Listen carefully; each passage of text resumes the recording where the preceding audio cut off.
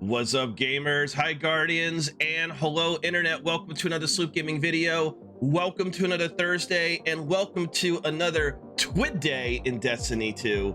Let's take a look. This week in Destiny, April 11th in the Lord year of 2024. Delivered by the Destiny 2 community team. This week in Destiny, we've been busy. Oh yeah. Not only did we launch Destiny 2 into the light, but we also gave you a sneak peek at what's coming with the final shape. So let's talk about it a bit, shall we? We got the Prismatic summary. We got Destiny 2 Into the Light is live. Pantheon starts April 30th. Heads up display changes coming with TFS. Weapon drops rotating soon. KILTS for Kids returns. The weekly player support report. And the artist and movie of the week winners. A new subclass is coming. Prismatic is a new subclass arriving with the final shape that will allow Guardians to mix and match some of the most popular Arc, Solar, Void, Stasis, and Strand abilities, combining them to unlock new potential in power and customization. Guys, if you hadn't had a chance to check out the final shape developer gameplay preview, I'm gonna have a link to my video reaction to that in the comments below. Fantastic information. Can we just fast forward to June and get this over with, please?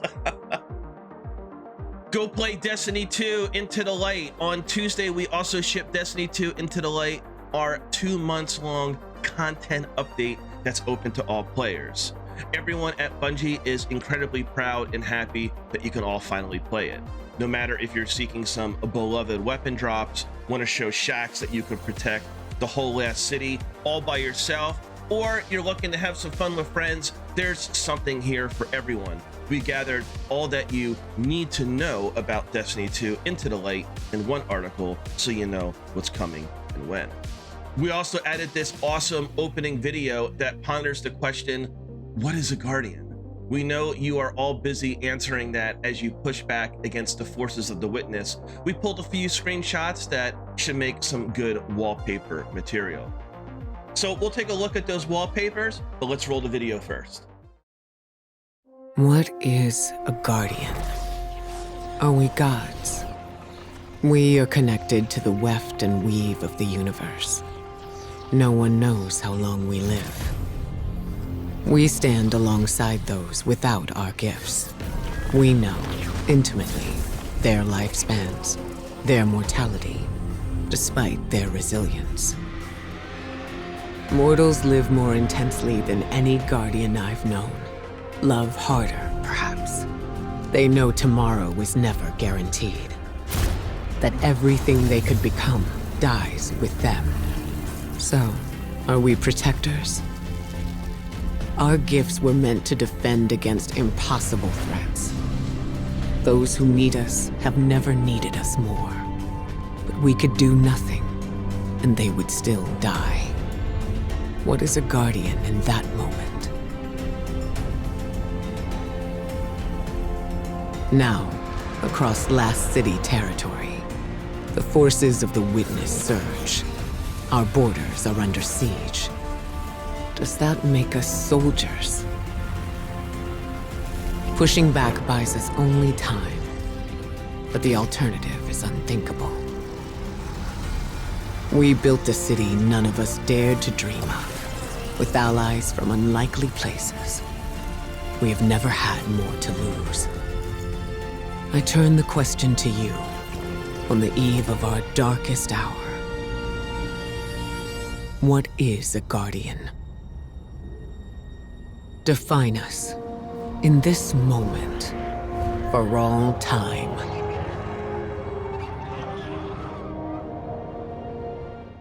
All right, so here's a look at these fantastic wallpapers. That was a great cinematic for Into the Light. Very vibrant, absolutely beautiful images here.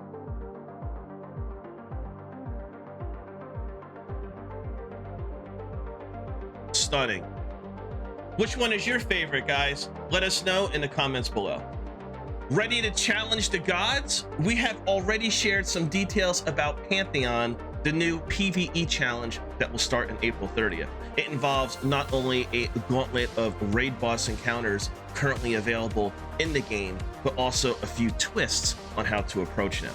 We are keeping some details close to the chest, including the list of enemies that you will face. But since you are all eager to know more about it, the goal of Pantheon is to relive those incredible and heroic moments that raids always deliver, while also changing what you expect from some of the encounters many of you already know so well. Prepare to be nimble, adapt your strategies or throw them out of the window, and your fire team will find success. Pantheon will increase in scale and difficulty each week, starting with 4 bosses in the first one and growing up to 8 in a row on May 21st. Each time a new boss is added, the active modifiers will rotate and the power cap will change, starting with players at 5 power below all the way up to the contest mode equivalent of 20 power below. As the difficulty goes up, so does the pool of available rewards. You can get adept raid weapons, deep sight versions of raid weapons, and even exotic weapons. Some rewards are weekly and others are linked to pursuits or triumphs, like the 4 new emblems, but many will also depend on your performance. We challenge you to complete each encounter before the bonus time expires to get platinum score and the greatest rewards. When April 30th arrives, we hope you have trained and prepared yourselves, Guardian. Shax will have the quest you'll need to start your journey to become a Godslayer. Yes, that's the title waiting for champions that conquer Pantheon. Updating the HUD. Today, we also have some news to share about the HUD update coming with the final shape. To that end, we leave you in the capable hands of our UI and UX team. Destiny 2 has over 2,000 player-facing buffs and debuffs in the game that can appear on the HUD. These include things like subclass verbs, armor charge, pervading darkness, or text to help you triangulate a signal on Neomuna. Prior to the final shape, only 4 buffs could be displayed at once, meaning important buffs were continually being pushed off the screen. With this system, we're asking players to constantly juggle a lot of information in their head. In the worst cases, this limitation would cause players to miss feedback about important activity mechanics that led to teams being wiped. Unstable light, anyone? That's why, as part of the many quality of life improvements coming with the final shape, we set out with 2 goals to improve the HUD experience. 1, visually prioritize important buffs. We promote buffs that matter in the moment and add new locations where they can be spotted more easily. 2, increase the number of buffs that can be shown. New locations for buffs to appear means more buffs on screen while not being overly intrusive. New buff channels. In the final shape, we created 2 new areas on the HUD where modifiers can appear. Critical info channel, which will be top center, weapon channel above the super meter. Here is a visual of how these are organized on screen in addition to the existing channel where all other buffs get shown on the left. So you can see right here, like the environmental buffs, unstable light, and pool of reclaim light, healing rift, which is traditionally on the left hand side here. And then on the bottom, looks like we got keep away and harmonic resonance, our weapon damage ability buffs right there, conveniently located above the super bar. This is a fantastic update. All right, so let's take a deeper dive into this. Critical info. The modifiers that appear here are important for successfully completing the current activity. This includes things like wipe mechanics, rolls, e.g. Deepstone Crypt's operator roll, or other special mechanics in the activity that are beneficial for you to notice. Field of Light, Sweeping Terror, you can see that right here. Absolutely fantastic, great information. You'll see this channel appear in prime real estate underneath your health and shields, since we want players to focus on only the most important modifiers here. This channel will not display more than 2 modifiers at a time. Weapons. You'll find weapon-related modifiers showing up in the space above the super meter, conveniently close to where weapon information appears. Given the high uptime on a lot of these buffs, we wanted to split them out from competing for space with everything else.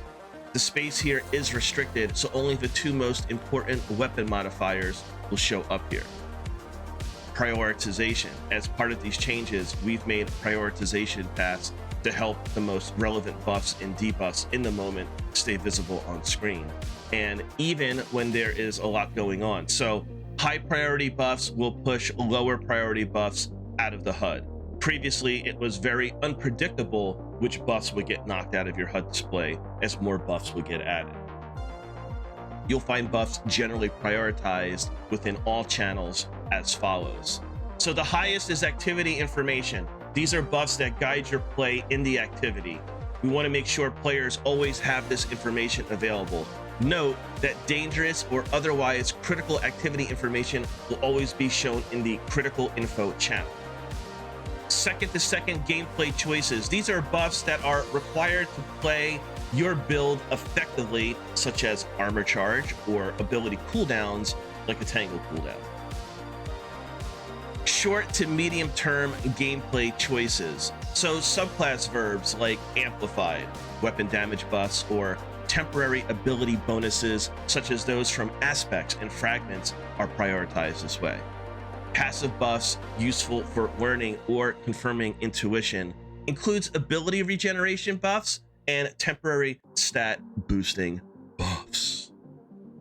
We also got an update to the buff appearance. In addition to setting up 2 new channels on the HUD, the team also took a pass at the readability of our buffs and debuffs.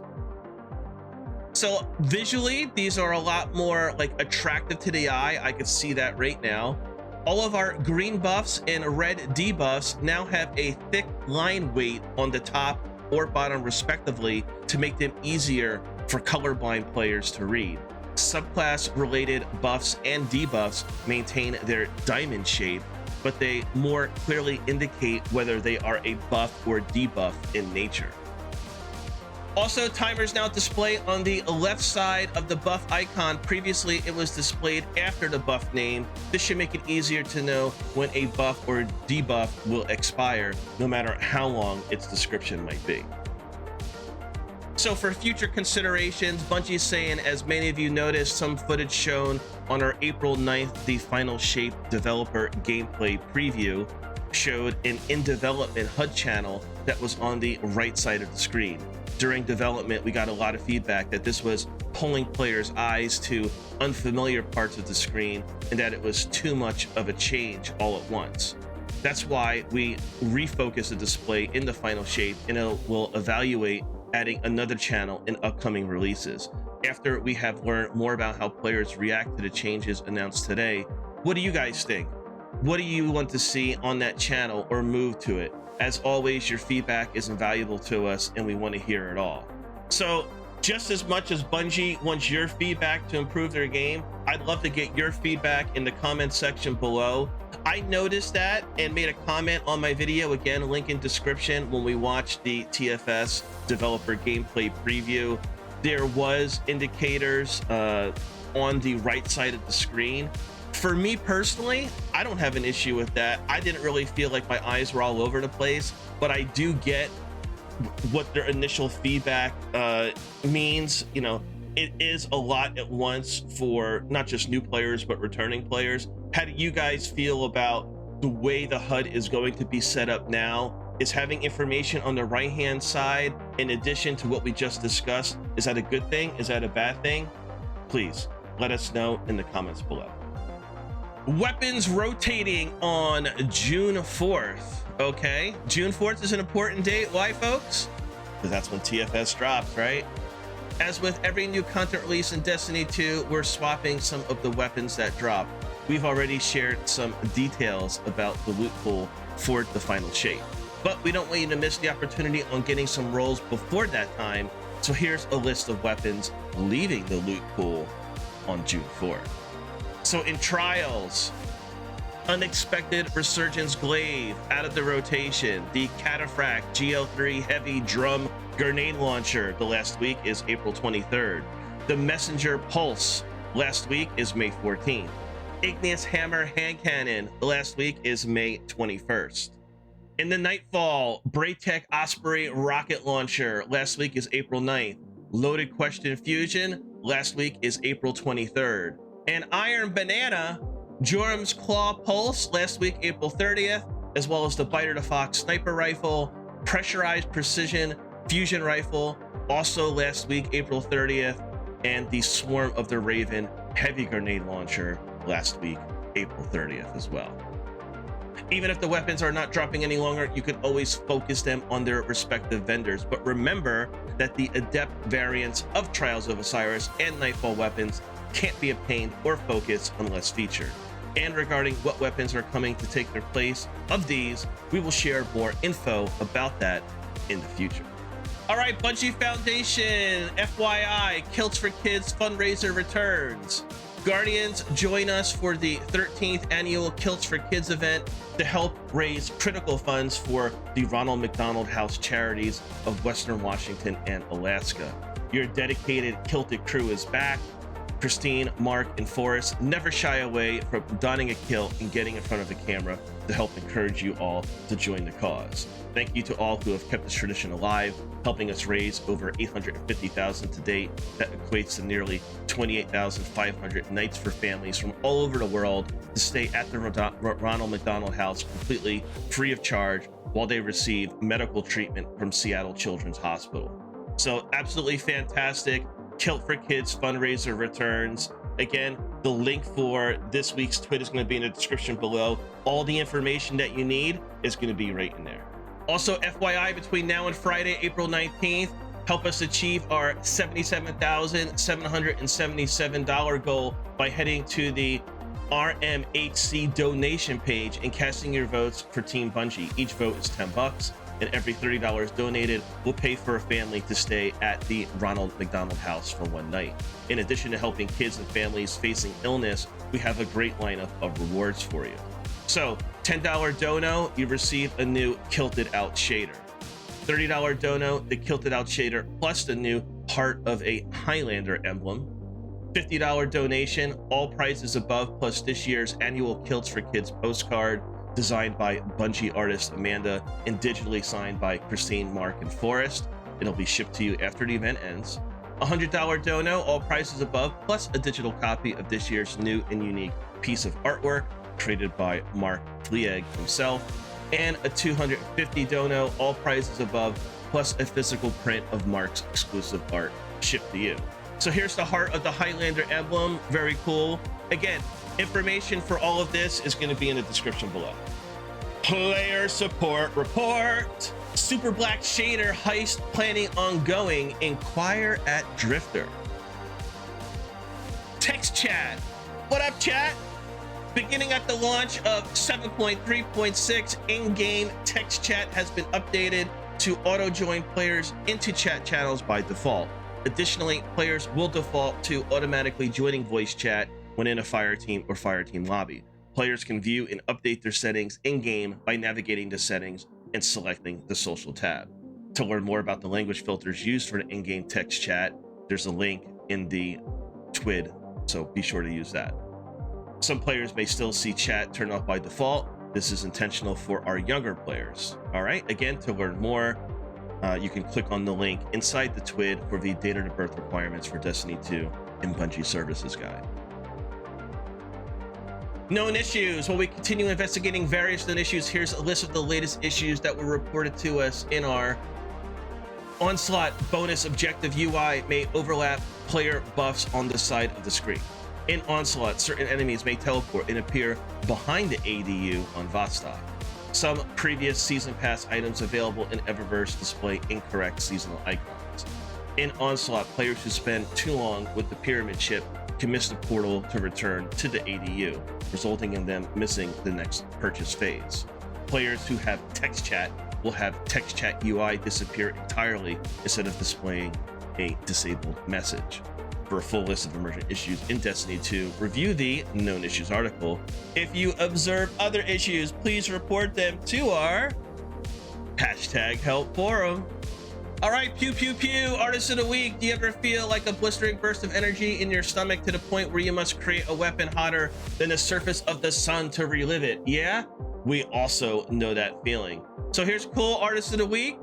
GG's. Dance, Warlock Dance. Motion picture capture is magical. Sometimes we wish we had moves as amazing as our Guardian or otherwise in this case. And there you have it, folks. We're gonna cut this outro short because we have some Brave Weapon God rolls to farm. Just remember not to touch anything in the warehouse outside of the Hall of Champions. It might look like chaos, but Ava Levante says she has a system. Now, let's play some Onslaught. Destiny 2 community team. And there you have it, this week in Destiny for April 11th, 2024. Fantastic information inside this TWID, specifically the updates to the HUD. During the live streams and in past video uploads, and just talking to my friends and clanmates, more information on the HUD has always been needed, right? Just to keep you updated in the moment as to everything that is buffing and debuffing you. So these improvements, huge W, Bungie. Thank you, thank you. Into the Light is here. And I'll tell you what, Guardians, my first playthrough through Onslaught was very enjoyable. It's new content. It's not revolutionary by any means. It's not uber progressive. However, it's more Destiny. If you're a fan of Destiny, you'll be a fan of Onslaught and the content that's Into the Light. How are you feeling about the new activities, the weapon drops? Let us know in comments below. And above it all, the hype train, the hype bus, the hype meter is going Richter right now with what has been revealed through the Bungie developer gameplay preview with TFS, and then the behind the scenes look, a deeper dive into Prismatic, the new subclass coming with the final shape drop in June. Mixing and matching subclasses for the new subclass is indeed progressive inside of Destiny. It's not the red subclass, if you will, with exclusive like red icons and what have you, but Prismatic is taking everything that we know about Destiny and saying, you know what? Throw it out the window. In short, the game will be busted. Anyone that has complained about Destiny being too super driven, ability driven, fantasy driven, you may not like what you see come June. And for all my friends and PvP Crucible diehards, I really feel for you. Unless Bungie is going to make certain game modes, Checkmate for example, as they are right now, without adding Prismatic to it, where it's focused primarily on primary gunplay and less on the ability spam side, there's going to be a huge drop in the traditional diehard Crucible player base. Hey, PvPers say there's too much ability spam as there is right now, even with the updates and changes Bungie has made in the Crucible. But again, take everything you know, throw it out the window. This game is going to be busted in PvE and in PvP. For me, I love it, man. I've been on this Destiny train for nearly a decade now, and I'm just like, let's just break the game wide open. Let's just make everything broken. To a degree, right? To a degree. When we had the crafting glitch, I'm not really going to compare it to that, but just the feeling of overpoweredness, even though that was way over the top with, having something like a busted Amit, one-shotting raid bosses, Prismatic isn't necessarily going to do that, but what Prismatic is going to do is just make our kits even that more versatile so we can adapt and take advantage of every adverse situation that's in front of us. And you could see in the trailers and in the previews, the devs are stoked for it. They're giddy with excitement as to all the new builds and theory crafting that's going to come out. My mind is turning already. What are your guys' thoughts? Let us know in the comments below. Thank you so much for coming out today, watching the video, all the support, especially the past couple of months. Much love. Until next time, Guardians, be safe, stay vigilant, and as always, may the light protect us all. Thank you for watching. Likes and shares are very much appreciated, and subscribe for more Destiny 2 content. Peace.